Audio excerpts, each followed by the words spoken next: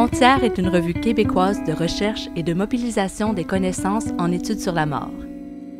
Mort animale en perspective, volume 30, numéro 2, 2019, sous la direction de Mouloud Boukala et Olivier Givre. Maître de conférences en anthropologie à l'Université Lumière Lyon 2, Olivier Givre nous présente son texte « Voir et montrer la mort animale », coécrit avec Alice Franck et Jean Gardin, tous deux maîtres de conférences en géographie à l'Université Paris 1. On est parti d'une interrogation à la fois sur notre terrain commun qui porte sur la mort animale, mais plus spécifiquement sur une sous-question qui n'était pas forcément très flagrante au départ dans nos recherches, mais qui petit à petit est apparue de manière assez transversale et assez sous-jacente. C'est la question du rapport aux images qui accompagnent la mort animale et ce qu'on a appelé les régimes de visibilité ou d'invisibilité, donc voir et montrer la mort animale. Donc on est parti en fait de plusieurs exemples de terrain. On a focalisé ensemble sur un rituel en particulier qui est le sacrifice musulman, l'Aïd el-Kébir, ou aussi Kourban Bayram, et que l'on a mis en partage, c'est-à-dire chacun avec ses domaines de spécialité, notamment géographiques, avons d'abord engagé des terrains séparés sur cette même pratique rituelle, et ensuite des pratiques de terrain commun. Donc moi, c'était plutôt à partir de terrains réalisés en Europe du Sud-Est, dans les Balkans et en Turquie. Jean à partir de terrains réalisés dans la région parisienne, toujours autour du sacrifice musulman. Alice dans la ville de Khartoum, au Soudan. On avait un intérêt commun sur le rapport entre le spatial et le social par rapport à ces pratiques-là. C'était peut-être le bon moment de consacrer un article, non pas forcément à nos terrains directement, mais à un aspect de ce que nous révèlent nos terrains, c'est la difficulté à se représenter, à voir, mais aussi à montrer la mort animale. Nos données, elles sont issues de nos matériaux de terrain, des images que nous-mêmes on produit à titre documentaire, c'est-à-dire quand on fait l'ethnographie de ces pratiques-là, à titre aussi, scientifique, c'est-à-dire évidemment l'analyse que l'on en quoi ces images-là corroborent ou non seulement illustrent, mais sont une base de réflexion pour nos analyses. Donc il y a un premier corpus qui est constitué de photos de terrain sur lesquelles on s'est interrogé en se disant on ne peut pas les considérer simplement comme des objets neutres que l'on a fabriqués, mais à chaque fois qu'on les rediffuse, on voit bien que ces images-là ont des effets, elles ont des impacts. Donc s'interroger sur qu'est-ce que l'on fait quand on les montre à notre tour.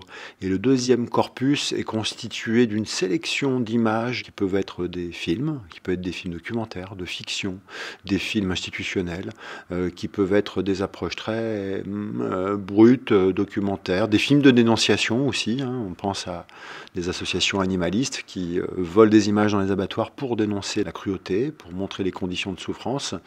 Et ce corpus-là a été constitué de manière volontairement éclectique en se disant c'est le contraste entre ces images et les correspondances que l'on essaye d'établir entre elles qui va peut-être nous révéler ce qui nous intéresse au fond dans l'article, c'est à la fois la pluralité, la transformation, mais aussi la confrontation de ces régimes d'images à propos de la mort des animaux.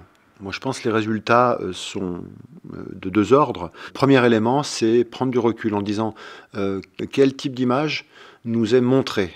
C'était de se dire, faisons ce pas de côté qui consiste nous-mêmes à se mettre en scène ou à se mettre en analyse par rapport à finalement quel est notre propre degré de réaction affective à ces images. Et pour cela, pour mettre à distance ses propres affects dans le fait de voir la mort animale, il y a besoin de resituer nos questionnements, nos pratiques, nos expériences dans un registre plus large. C'est-à-dire sortir de l'expérience, un peu en prise directe et prendre un peu ce recul. De manière complémentaire, le deuxième aspect qui m'a semblé particulièrement intéressant, c'est cette idée de réfléchir au statut éthique de nos propres pratiques dès lors que l'on diffuse à notre tour des images de mort animale. Moi, je pense que ça a une dimension aussi didactique ou pédagogique, c'est-à-dire dans la mesure où on est par exemple amené à diffuser ces images-là dans des situations de cours, des situations de colloques, etc. L'intérêt de la démarche, c'est justement de réfléchir à notre tour sur notre propre usage et la mobilisation de ces images que l'on fait dans des contextes différents. Si on admet qu'on est dans un monde d'images en fragmentation perpétuelle, en circulation perpétuelle, peut-être qu'il faut arriver à mettre ces images, non pas au même niveau On ne veut pas dire, l'idée c'est pas de niveler, mais en tout cas de montrer qu'en confrontant ces différents régimes d'images, on accède aussi à la diversité des représentations et des réactions émotionnelles à la question de la mort animale. Les aspects essentiels sur lesquels notre article a porté, c'est de montrer que la même image de mort animale, en fonction du contexte culturel, en fonction de la société dans laquelle on se trouve ou de l'époque dans laquelle on se trouve, elle prend des sens différents. Il n'y a pas des morts animales bonne à voir ou mauvaise à voir en soi, mais ça dépend du contexte, ça dépend de l'état des débats qui peuvent être éthiques, qui peuvent être politiques, qui peuvent être de toute nature autour de la mort animale. Par rapport à la question du sacrifice, il y a d'une part notre démarche comparative, c'est ça l'apport, hein, mais on montrait que le même type d'image pouvait être jugé positif ou négatif en fonction des contextes, que le même type de pratique pouvait être jugé comme bon à montrer, parce que dans le sacrifice, il y a une dimension d'attestation, c'est-à-dire il faut à la fois voir et montrer, parce qu'on est responsable devant Dieu de son sacrifice. Et dans d'autres contextes, supposait d'être invisibilisé, ou en tout cas d'être maîtrisé, c'est-à-dire l'image devait être maîtrisée, et notamment par les pouvoirs publics.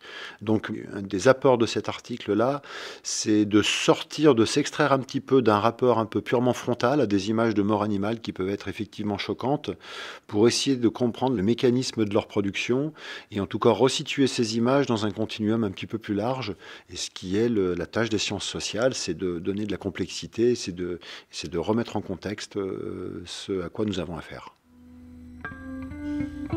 Entretien réalisé par Mouloud Boukala pour la revue Frontières. Thème musical composé par Ensemble Bruno Panache.